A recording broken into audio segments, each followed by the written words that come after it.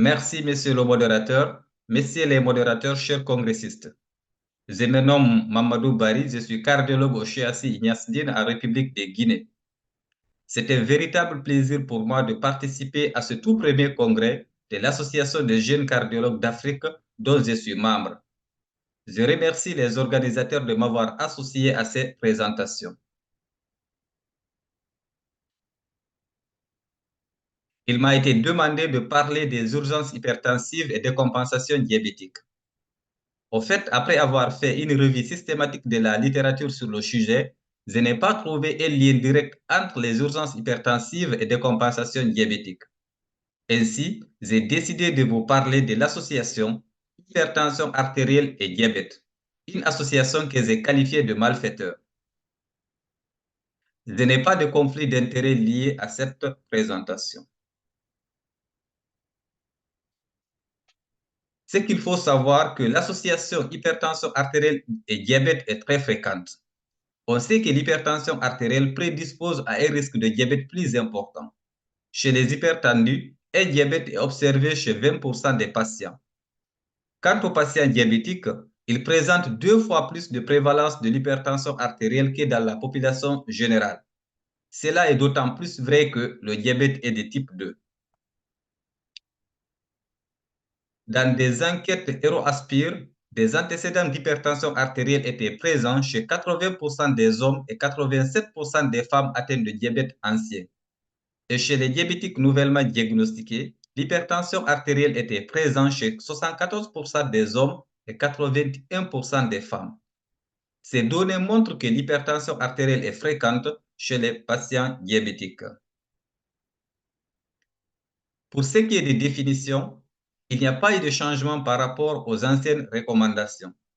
Les directives internationales actuelles, notamment celle de la Société européenne d'hypertension artérielle publiée en 2023, définit l'hypertension artérielle sur la base des valeurs répétées au cabinet.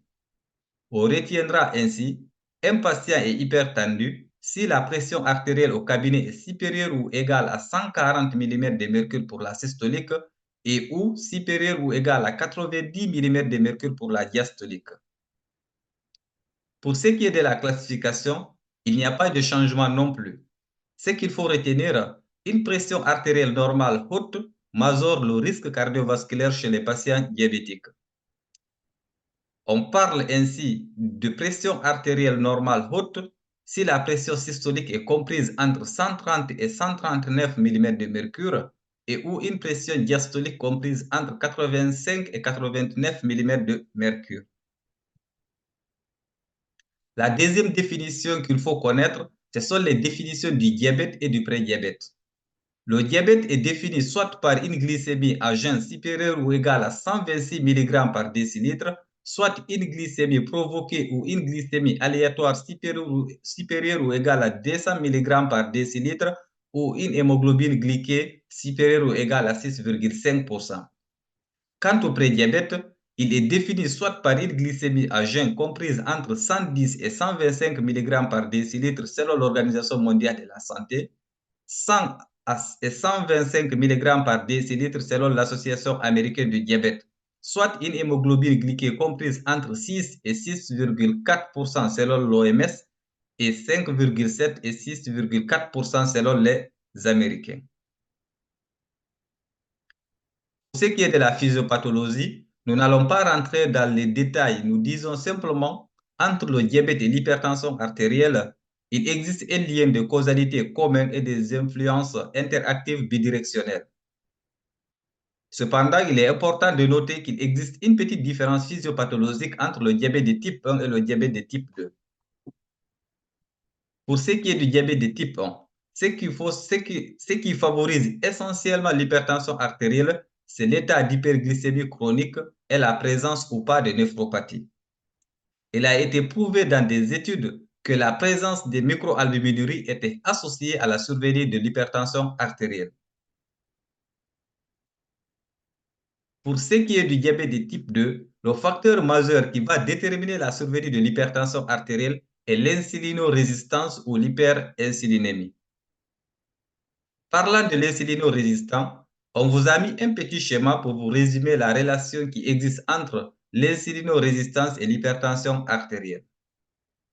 Vous voyez qu'en cas de l'insulinorésistance, il y aura une augmentation de l'activité du système rénine-angiotensine qui va sécréter l'angiotensine 2, qui est un puissant vasoconstricteur, va entraîner une augmentation de résistance vasculaire et élever la pression artérielle d'une part.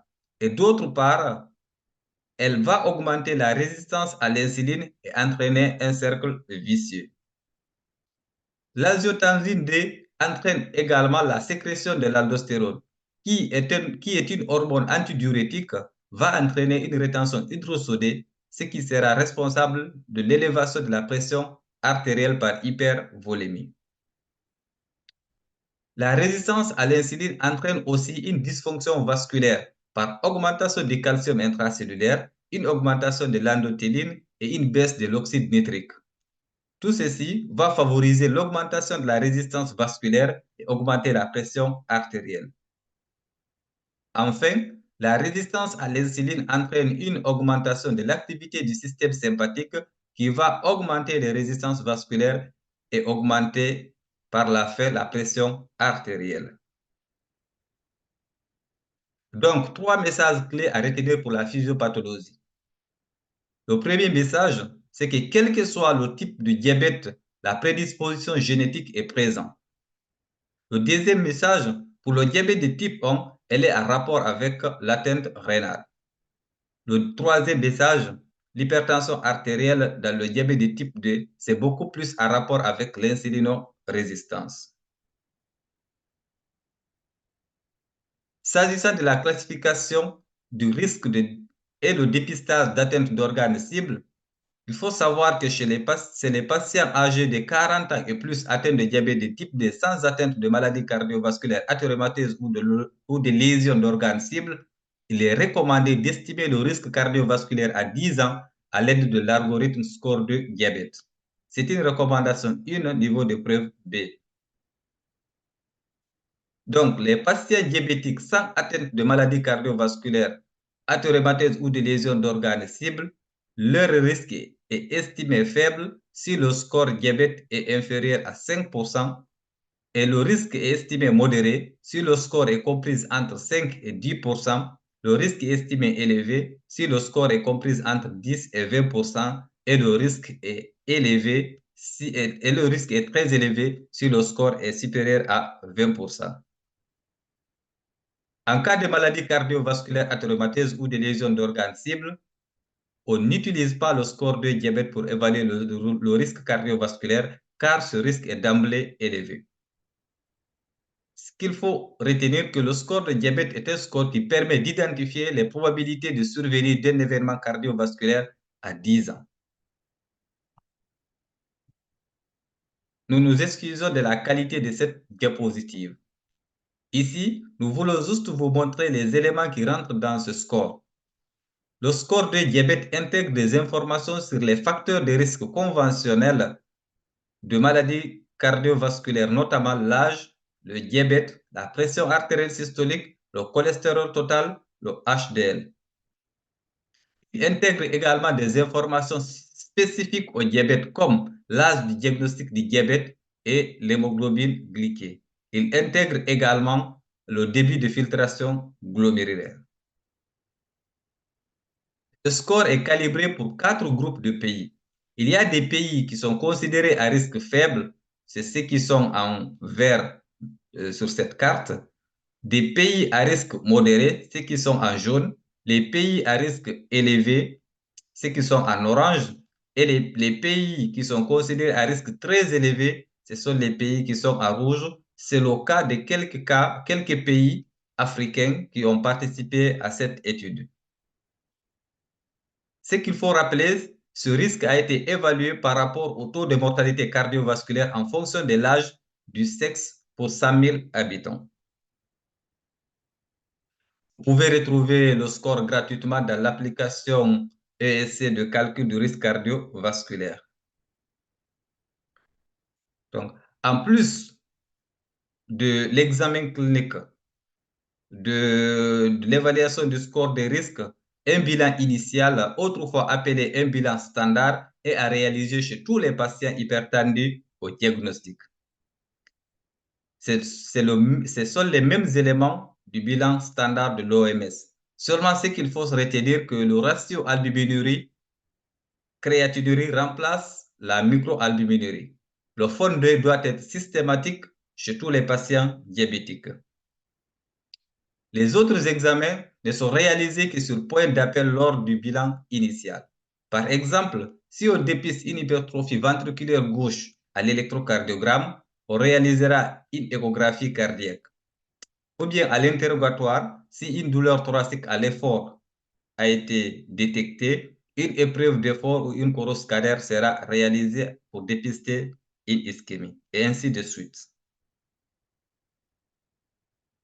Alors, pour ce qui est du traitement, la première chose sur laquelle il faudra absolument insister et qu'on a tendance parfois, nous les cliniciens, à oublier lors de nos consultations, ce sont les mesures hygiéno-diététiques. En effet, elles doivent être placées au premier plan de la prise en charge du patient, car il a été démontré que un régime alimentaire riche en légumes, en fruits, en produits laitiers, faible en gras, une réduction du sodium à moins de 100 mmol par jour, une augmentation de l'apport en potassium améliore le contrôle de la tension artérielle. Et c'est ce que nous, on cherche. Un entraînement physique à long terme qui mélange exercice à prédominance aérobique et un entraînement d'exercice résistance dynamique réduirait également significativement la pression artérielle systolique de moins 7 mm de mercure et moins 5 mm de mercure de la pression artérielle diastolique, et c'est ce qui n'est pas négligeable. Une perte pondérale de 5 à 10% du poids corporel est fortement associée au contrôle des facteurs de risque également.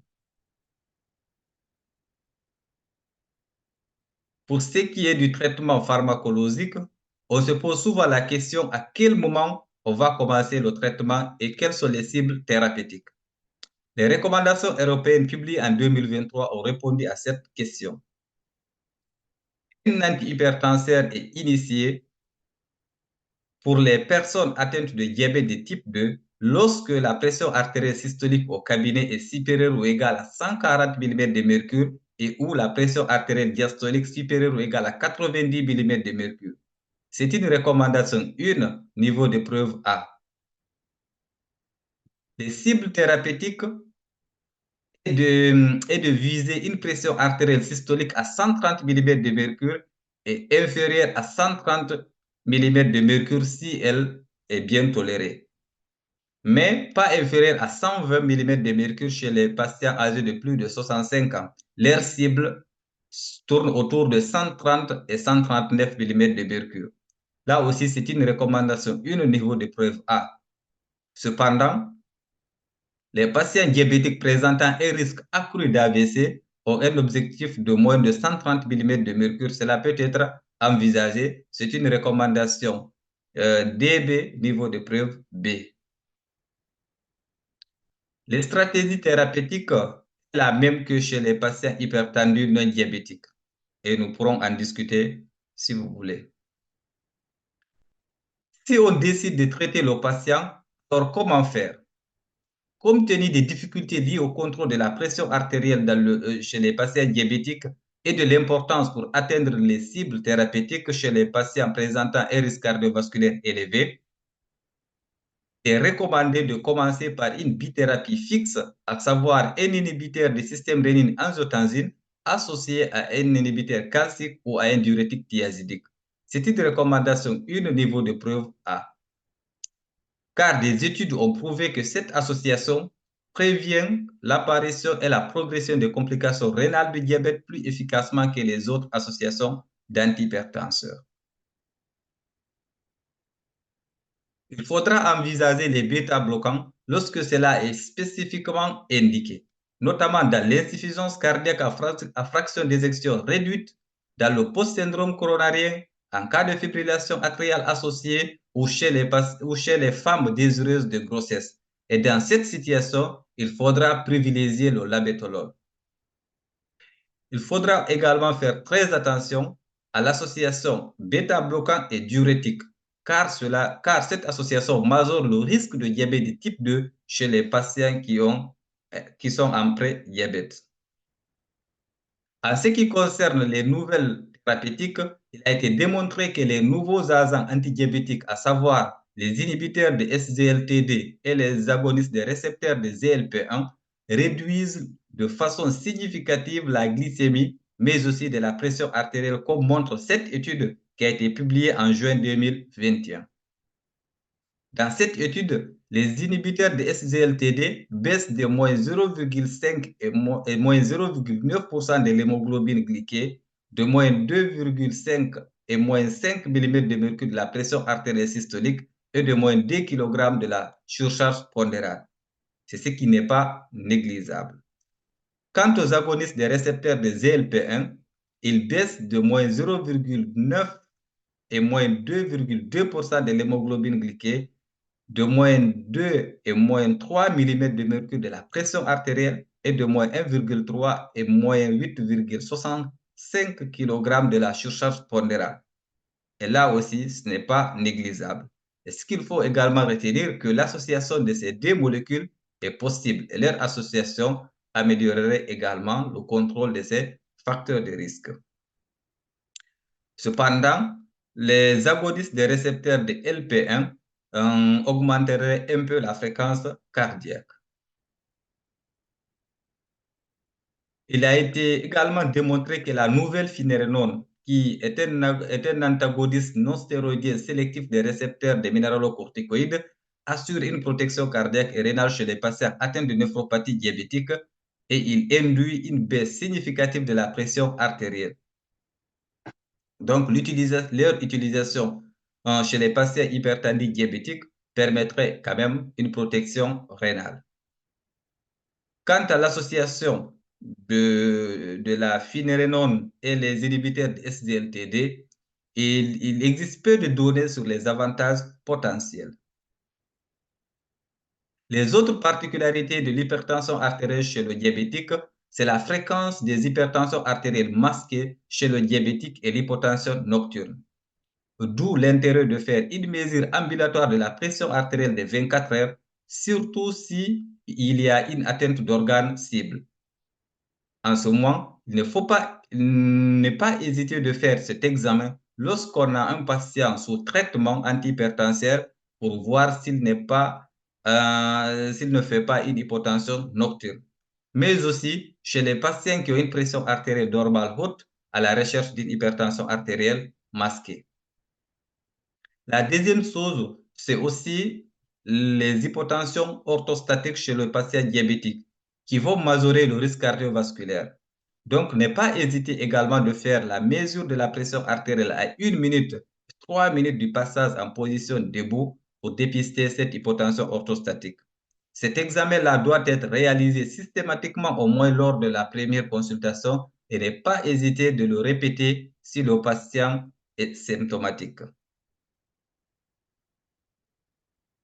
En somme, nous dirons que l'association hypertension artérielle et diabète est une association fréquente et dangereuse. Sa physiopathologie est intriquée et forme un véritable cercle vicieux. Nous dirons également que cette association majore le risque cardiovasculaire et pour cela, il faudra être très rigoureux sur les cibles thérapeutiques en insistant sur les mesures hygiéno-diététiques et les médicaments antihypertenseurs aux bonnes indications.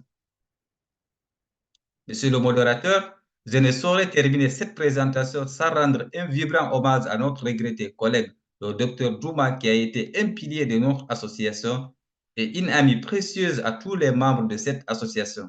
Que le paradis soit sa demeure éternelle. Amen. Merci pour votre attention.